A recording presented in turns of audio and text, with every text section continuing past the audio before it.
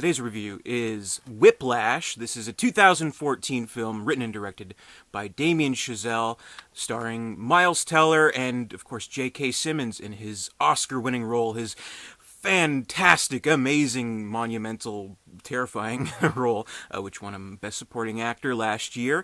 It was nominated for Best Picture. It didn't win, but this was one of the best reviewed movies of last year. A lot of people were talking about it. It ended up on a lot of best of 2014 lists, my own included. So I think it really had something that people responded to, particularly this generation. So it touched on a lot of things that I think people wanted to see in a movie. And I'll tell you right now, spoilers in this review, so if you haven't seen it, check it out. It's really awesome. It's a great movie.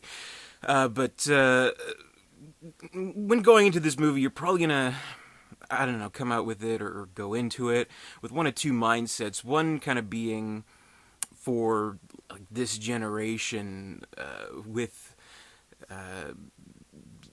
education into college, university, going to certain programs, whether it be in arts like in music or whether it be anything else.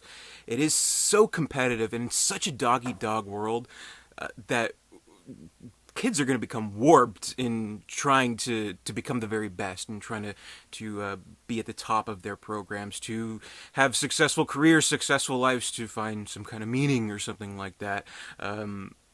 So you may go into it thinking of that, and the extremes that the character Andrew, played by Miles Teller, goes through in this movie. But you also may have a mindset of, well, this generation, this is the participation ribbon generation, where pretty much everyone kind of has an easier time, where everyone's congratulated for mediocrity, and it takes a really special kind of drive to become great. And we've kind of lost that way, and we need certain teachers, we need certain mentors to guide them in that direction.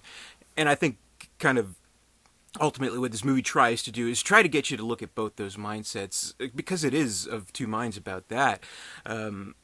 Because really, I mean, the extent that Andrew goes to in his music school and trying to be, the best drummer ever, looking up to the jazz legends. He's always talking about Charlie Bird Parker. He wants to be like him, even though he died at 34, full of heroin in an alley somewhere. He's like, I would rather die in an alley of a heroin overdose than have no one remember my name, things like that. So he has this almost like a delusion of grandeur, wanting to be the very best, and his key to that is through a program, through one of the most renowned instructors, teachers, conductors, Fletcher, played by J.K. Simmons, who almost like a magical wizard, just one day, in the very opening of the film, he sees him playing, and there's this great back and forth. He's like, oh, did I tell you to stop playing?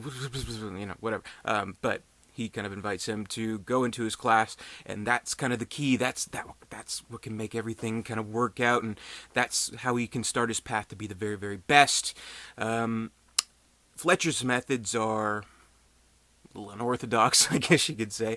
What a lot of people have kind of compared this movie to, and I think it's absolutely a fair assessment, it's almost like a mix of Black Swan, where we have the ballet dancer,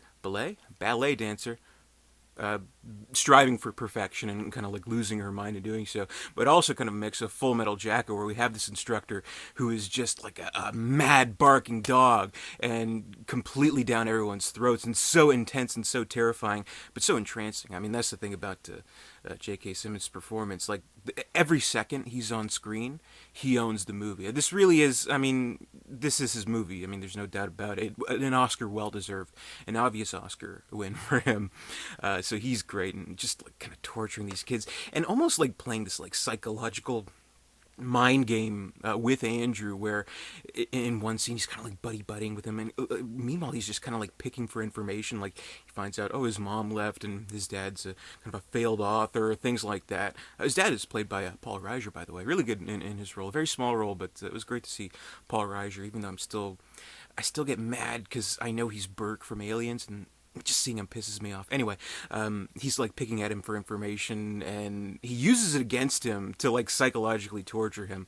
And we learned that he's pretty much not the only one. There have been other instances where he's driven kids like him who showed promise over the edge, and that's where he goes. He goes completely over the edge because there's insane scenes. He's playing the drums and he's bleeding from the knuckles.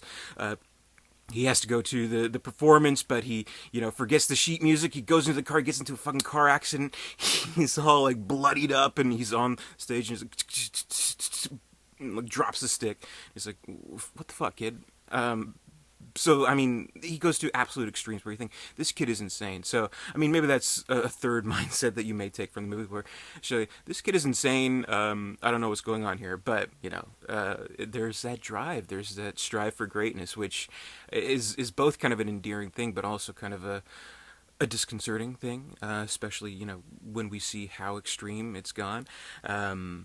But one other thing where you kind of might have one of two mindsets about it. Like, what it kind of ultimately drives towards is that after that huge debacle, he, like, gets mad at Fletcher and jumps at him and starts, like, punching at him, stuff like that. He gets, kicked out of the program, but then he kind of, an under the table, I guess a deposition, or not really a lawsuit, but just kind of a hearing where the family of a kid who had committed suicide because, possibly, of Fletcher, where he kind of speaks out about it, anonymously so, but Fletcher gets fired, and then they meet all these months later, and Fletcher's doing his thing, and they're like, "Oh, hey kid, come to my, concert thing, we're gonna have some fun, and let's do this, that," and there's a great, conversation between the two of them, where he talks about his mindset of that, like, secondary mindset of, someone needs to point them in the area of greatness, where,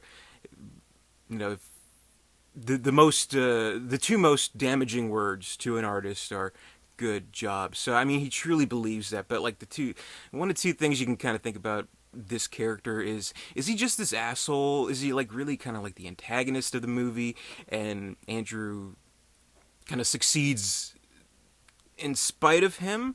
Or is it all kind of this master plan of, I'm pointing you towards greatness by doing this. I'm not an asshole. I want the best out of you, but I'm not going to pat you on the back and tell you, "Good job, kid, you did great."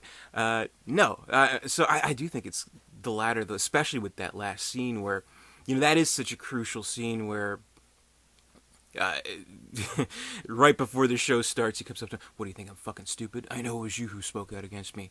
Good fucking luck, kid." And he completely switched the sheet music on him, so lights go up, curtain goes up, audience is there, and he has no idea what they're playing, and so there's that crucial moment where his dad's backstage. He runs off, humiliated.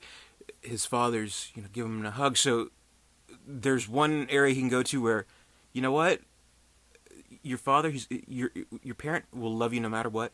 You're a success to them no matter what.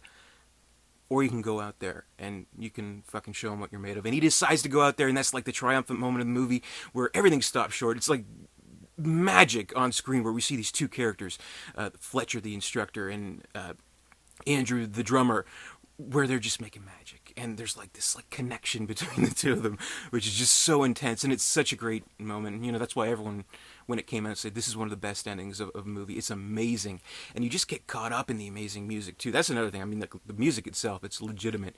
You can absolutely kind of tell that it's Miles Teller doing this drumming. It's legitimate. So it's an amazing movie with an amazing ending. I think it is kind of one of the best movies of this generation so far, actually. I think it really touched upon some things, really struck a nerve. And I mean, obviously, J.K. Simmons, an Oscar well-deserved, and it really kind of showed us the promise of Miles Teller, which maybe that promise wasn't fulfilled. Fantastic Four.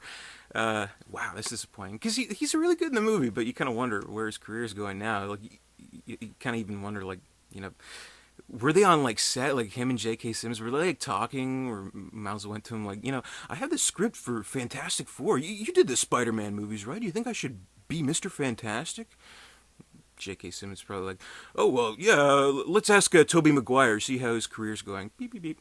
This number is not in service. Uh-oh. Sorry, Toby, I love you. But I think we'll still see some good things from him. Maybe that's just hopefully like a blip. But J.K. Simmons is really, I mean, ultimately, we see a promising young actor here, but we see the seasoned veteran who'd never been nominated before, despite a lot of great performances. I'm so glad that J.K. Simmons won. It is one of the best performances, at least so far of this decade. We're well, more than halfway through, so it's definitely up there in the best performances. Oscar well deserved. The movie itself, I would have loved to see it win too. It seemed like it was getting pretty close. Like I think it won, well, it doesn't say on the DVD here, but I think it won like sound, it won editing, and of course for J.K. Simmons, so I think it won 3 or 4. So it won a fair amount. Editing, I'll say, I've said before in previous video, I think that is like, aside from maybe like picture, aside from director, screenplay, that kind of like represents the movie as a whole. So great editing, Whiplash. So I think it's a great movie. Definitely check it out if you haven't already, just by me, ruining the whole movie for you. But superb movie. I love it. One of the best of recent years. So that's my review of Whiplash. Thank you very much for watching. What do you think of the movie? Comment below. Let me know. Plenty more reviews on 31 Days of Oscar to come. And until next time, comment, rate, subscribe, all that good stuff. Visit Derek237.com. And until next time, it's not quite my tempo. I'll see you later, though.